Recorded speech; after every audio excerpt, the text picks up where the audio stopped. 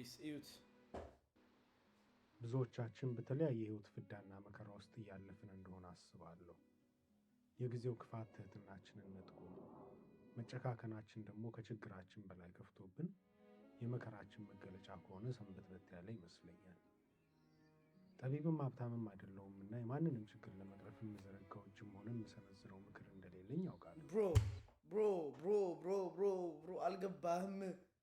በቃ ንቅት ያደርገኛል። ምልስ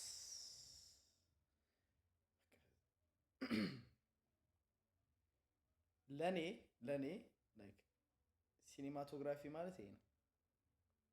ለኔ ነው በቃ ለኔ ማለት ልጁ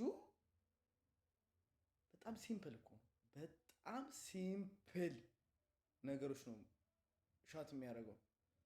ላይክ እኛ ኖቲስ ማናደርጋቸው ነገሮች አሉ እዚህ ማለት ነው።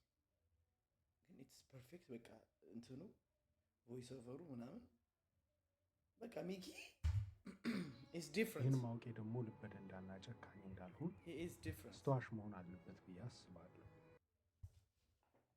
ምክርም እርዳታም ባይሆንልኝም አንድ ነገር ግን ማድረግ እንደሚችል ደግሞ አውቃለሁ።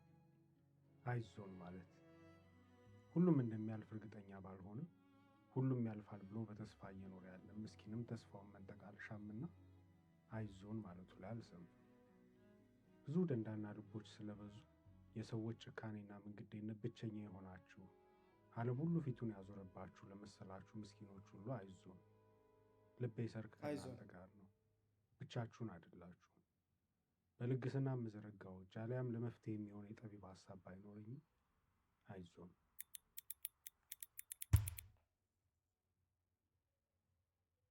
አሁን ሼን ምንድን ነው እንለው?